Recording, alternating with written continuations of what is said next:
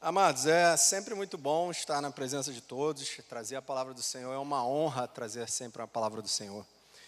E a palavra que o Senhor colocou no meu coração para estar compartilhando com a igreja se encontra no primeiro livro de Samuel, do capítulo 13, no versículo 8 ao 13. Quem abriu pode... Não, quem abriu não pode ler, quem vai ler sou eu. Vamos lá, gente. É GC, né? É GC, na sala de aula, geralmente a gente fala assim, vamos lá. Versículo 8. Ele esperou 7 dias, o prazo estabelecido por Samuel, mas este não chegou a Gilgal, e os soldados de Saul começaram a dispersar. Ele ordenou: tragam-me os holocaustos e os sacrifícios de comunhão. Saul então ofereceu o holocausto. Quando terminou de oferecê-lo, Samuel chegou, e Saul foi saudá-lo. Perguntou-lhe Samuel: o que você fez? Saul respondeu: quando vi que os soldados estavam se dispersando, e que não tinha chegado no prazo estabelecido, e que os filisteus estavam em Micmás, pensei: agora os filisteus me atacarão em Gilgal, e eu não busquei o Senhor. Por isso, senti-me obrigado a oferecer o holocausto. Disse Samuel: você agiu como um tolo, desobedecendo ao mandamento que o Senhor, o seu Deus, deu a você. Se tivesse obedecido, ele teria estabelecido para sempre o seu reinado sobre Israel. Até aqui, palavra do Senhor. Feche seus olhos, curva sua cabeça, vamos orar. Senhor Deus e meu Pai, aqui estamos, Senhor, diante de Ti, Pai. Como seus filhos amados, Pai, esperamos que o Senhor possa falar aos nossos corações, Senhor. Espero que o Senhor venha tratar o coração da sua igreja, Senhor, que o Senhor venha penetrar, Senhor, as camadas mais profundas, Pai. E que em nome de Jesus, Pai, a sua palavra seja revelada a nós, Pai. E que em nome de Jesus, Senhor, a sua palavra alcance corações, Pai. Esse é o nosso desejo, em nome de Jesus. Amém. O título da mensagem é: quando a sua pressa custa o seu propósito. A gente tem aqui o versículo, a passagem bíblica do profeta Samuel. E como eu sempre gosto de fazer em todas as minhas mensagens, é trazer um pouco do contexto para vocês, para a gente entender o que é a mensagem. Em toda a história de Israel, o seu povo sempre teve alguém que liderasse esse povo. Em toda a história de Israel, o povo sempre teve a direção de Deus. E assim sempre foi. Deus levantava um líder responsável por guiar o seu povo ou livrar o seu povo de toda a angústia e sofrimento de outros povos. Foi assim com Abraão, foi assim com Moisés, foi assim com Josué, e assim seguiu os livros de Juízes, e após Juízes a gente tem instaurado a monarquia em Israel. A gente tem lá o rei Davi, o rei Saul, o rei Davi e depois Salomão. A gente tem que entender que nunca na história de Israel o povo não foi guiado por Deus. Quando a gente vê lá no Evangelho de João, no primeiro capítulo, ele diz o quê? E no princípio era o verbo, e o verbo estava com Deus, e o verbo era Deus. Esse verbo, quando a gente vai para o original no grego, ele está dizendo logos. Logos é a palavra. No princípio era a palavra, e a palavra era Deus, e a palavra estava com Deus. Então, em todo momento da história da humanidade, o povo é guiado pela palavra de Deus. O capítulo 8 de Samuel, ele vai dizer que o povo pedia um rei. Porque, na verdade, Samuel ele é o último juiz levantado por Deus. E Samuel vai ficando velho e ele deixa seus 2 filhos.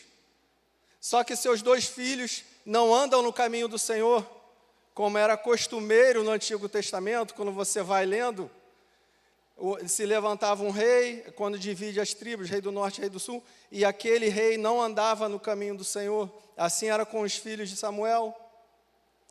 E o que acontece? o povo clama e pede um rei. Dá-nos um rei conforme as outras nações.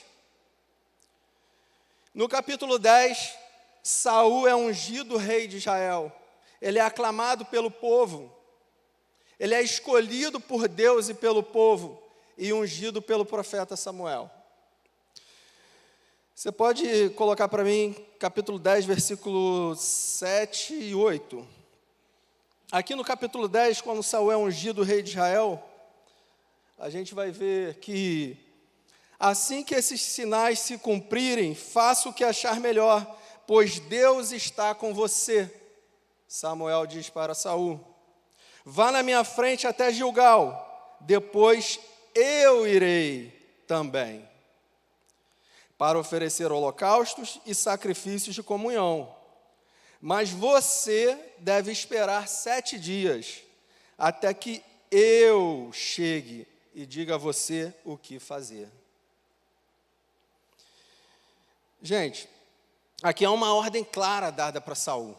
Saul ele é ungido rei, e Samuel dá uma ordem clara para Saul: espere 7 dias, porque eu darei para você o que fazer. Saul sabia o que deveria ser feito.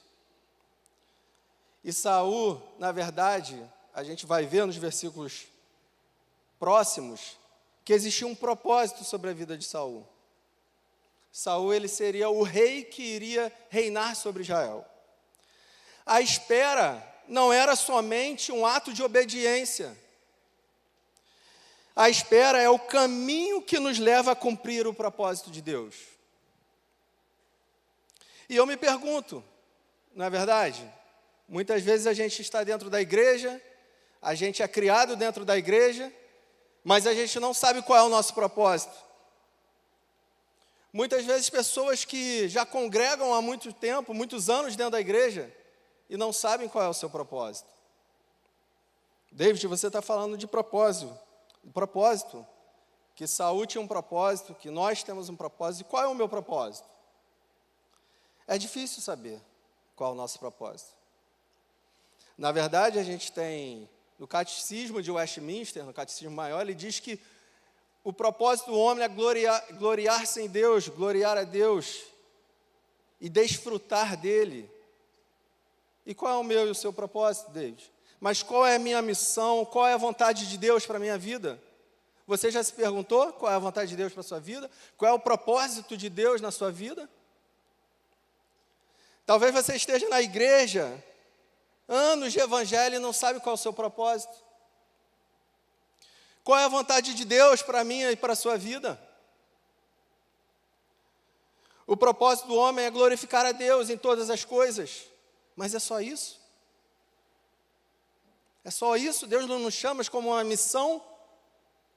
Qual era o propósito do rei Saul?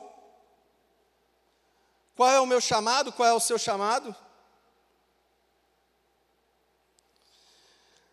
No versículo 8, ele vai continuar, a gente vai entrar na mensagem. Ele esperou 7 dias, o prazo estabelecido por Samuel, mas este não chegou a Gilgal, e os soldados de Saul começaram a dispersar.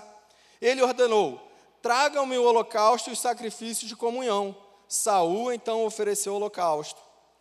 Só aqui o versículo 8 e 9 por enquanto. Saul toma uma decisão. E Saul, ele se precipita nessa decisão.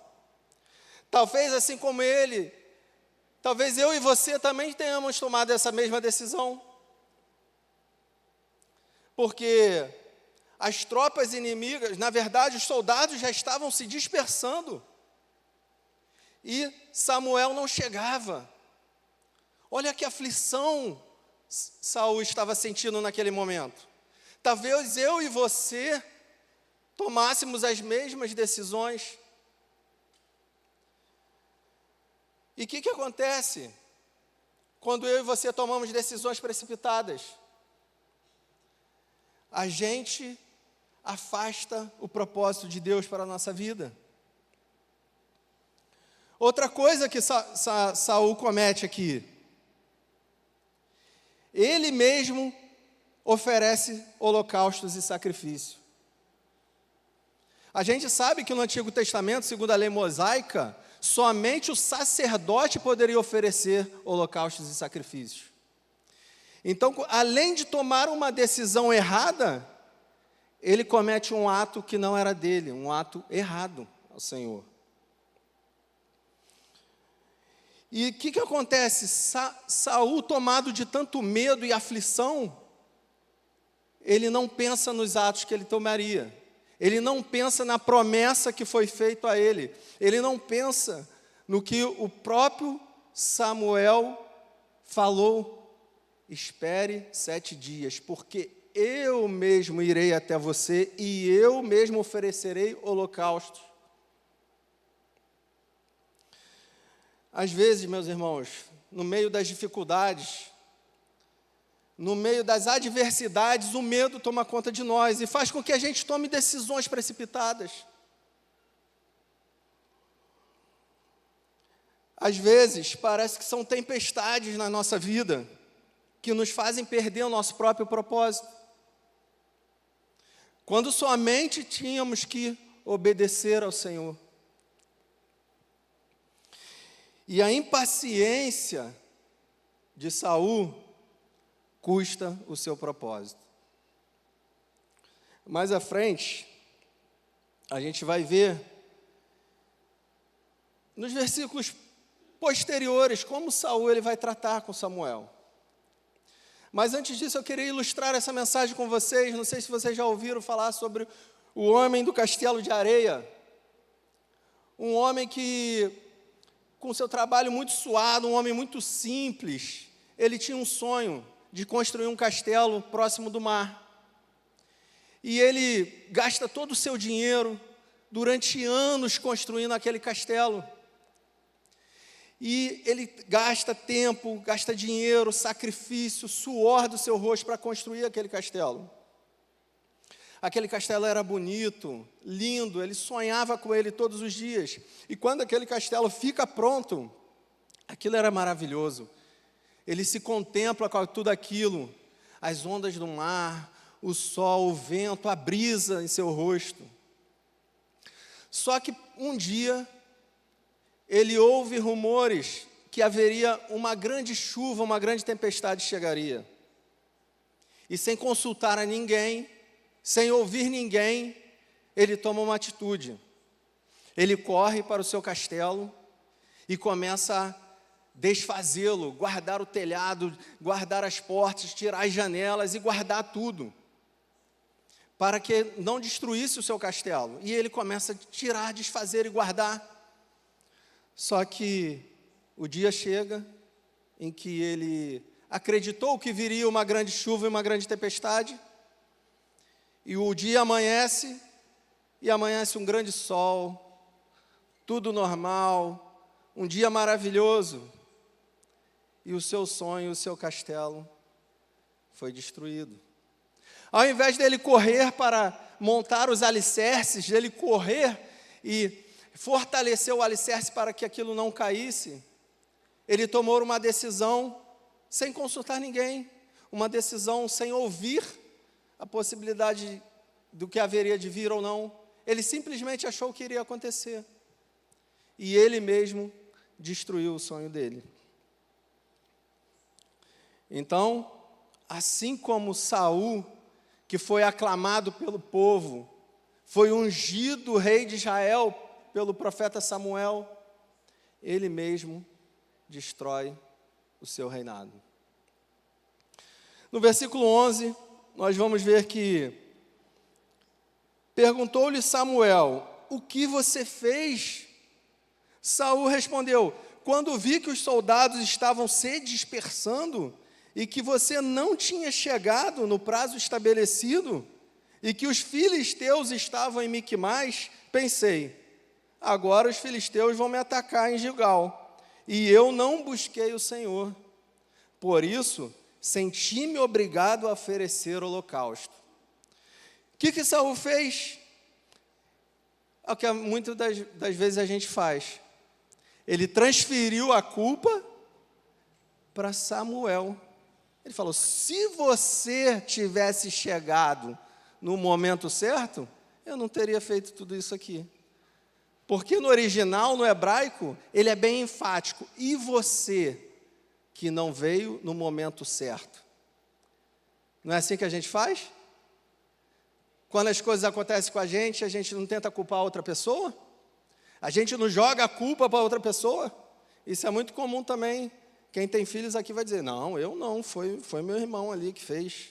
Não fui eu, não. Ou então, assim, se você não tivesse vindo, se você tivesse vindo antes, isso não aconteceria. Não foi assim que Adão fez? A mulher que tu me destes, que me ofereceu a maçã. Não fui eu que pequei, não, foi ela que me ofereceu, então eu comi. Vocês estão entendendo? O primeiro erro de Saul, ele transfere a culpa para outra pessoa. Culpamos as pessoas por nossas ações, pois é importante não levar a culpa. Segundo ponto, o que Saul ele quer dizer aqui? Pensei agora, os filisteus me atacarão e eu não busquei o Senhor. Era mais importante para ele cultuar ao Senhor do que ouvir a direção de Deus.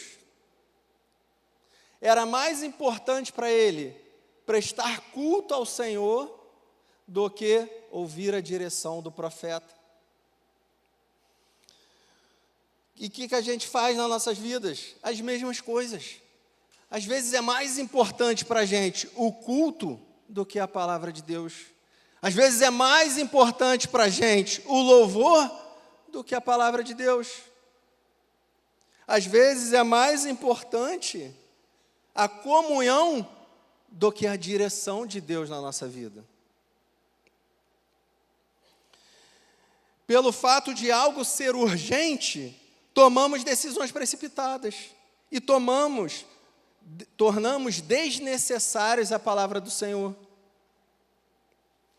Não é assim, meus amados? E com isso, as coisas vão se tornando desnecessárias. Quando a gente acha que o rito é mais importante que a direção de Deus, do que a palavra de Deus, a gente deixa com que todas as outras se tornem desnecessárias. E assim a Bíblia vai se tornando desnecessária. E assim o devocional vai se tornando desnecessário. E assim as outras coisas vão se tornando desnecessárias na nossa vida. Não buscamos mais a direção de Deus na palavra dEle. Viemos apenas para a igreja, para o culto. E não buscamos mais o Senhor na palavra dEle. Porque se torna desnecessário nas nossas vidas. E o grande problema disso é ficarmos igual a Saul. Ter o controle das nossas vidas, mas sem a direção e a presença de Deus nas nossas vidas. Porque você vai continuar lendo, eu sei que você vai continuar lendo na sua casa o capítulo 14, o capítulo 15, e você vai ver que Saul, ele não erra só mais uma vez. Ele erra de novo no capítulo 15. Outra coisa que acontece, meus irmãos, que acontece toda hora com a gente. Saul, ele barganha com Deus. O que ele fala aqui, ó? Então, quando eu vi que os filisteus me atacarão, eu pensei que eles me atacarão em Gilgal, eu não busquei o Senhor, por isso senti-me obrigado a oferecer o holocausto. Então, o medo dele, ele buscava o Senhor para quê? Para que o Senhor desse vitória para ele na guerra. E não é assim que a gente faz? A gente não vem ao culto para que o Senhor nos ajude na nossa batalha em casa? A gente não ora ao Senhor para que Ele nos ajude nas nossas dificuldades? A gente, muitas vezes, procura o Senhor só nos momentos que a gente precisa. E assim era com Saul. Ele barganha com o Senhor. Senhor, eu vou te oferecer o holocausto, mas você vai me dar a vitória naquela batalha. Oferecemos nossos sacrifícios em troca de bênçãos. E não é verdade. O Senhor não é barganha. Não podemos barganhar com o Senhor. O Senhor, a oração não é uma moeda de troca em que você e eu possamos orar e o Senhor vai fazer aquilo que a gente quer. Eu não vou vir ao culto, à igreja todos os domingos, porque o Senhor está me vendo naquele momento, está vendo o sacrifício que eu estou fazendo, está vendo a entrega que eu estou fazendo, e as coisas não vão acontecer na minha vida. Está vendo como as coisas vão acontecendo e a gente não vai dando valor à direção de Deus na nossa vida? Outra coisa que Saul ele busca aqui, dentro dessa passagem, ele busca o poder de Deus. O poder de Deus que daria vitória às batalhas.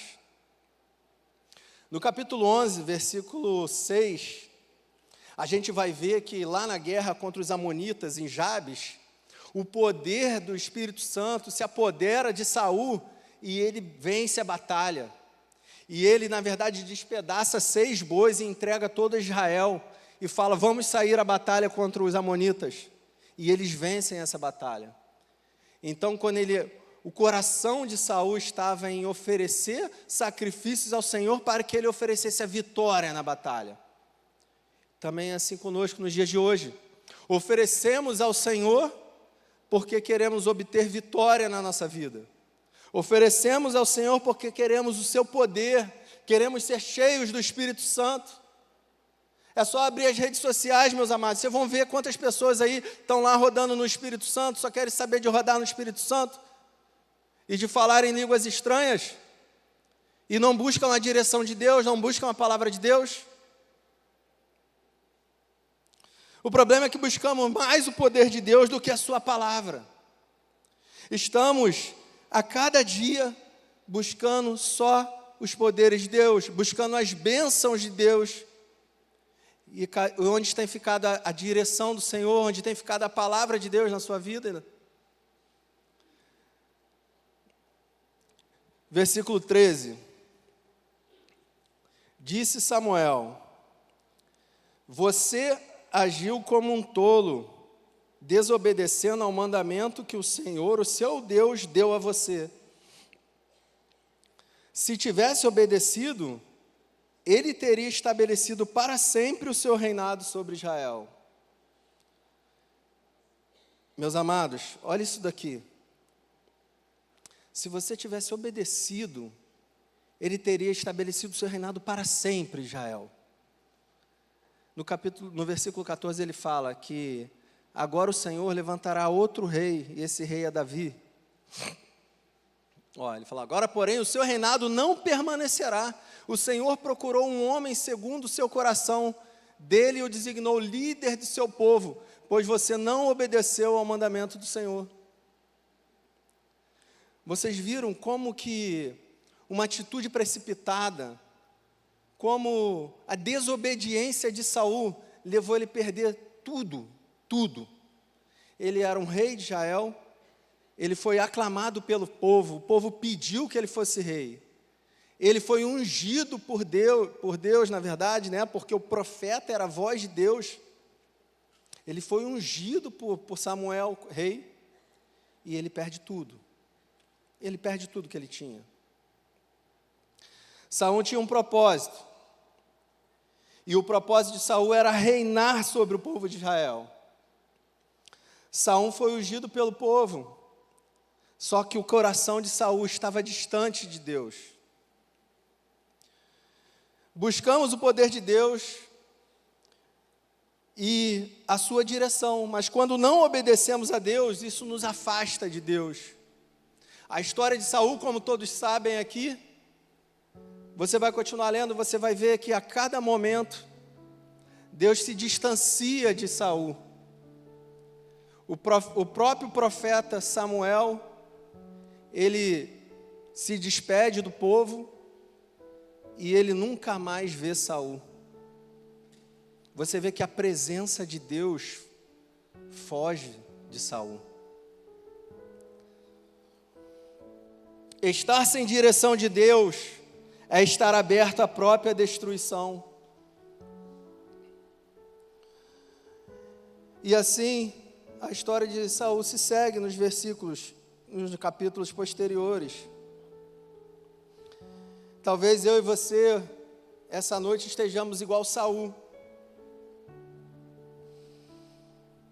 Talvez nós estejamos tomando decisões erradas, precipitadas, porque, na verdade, estamos com medo, estamos apavorados ou estamos em meio a uma tempestade. Só que essas decisões nos afastam cada vez mais de Deus. Às vezes queremos estar no controle das nossas vidas, mas esse controle é sem a direção de Deus. Talvez eu e você saibamos até qual é o propósito que o Senhor tem para a nossa vida, só que a gente não está disposto a esperar. Saul perdeu o seu reino, não porque ele perdeu uma guerra, mas ele perdeu por não esperar o tempo de Deus.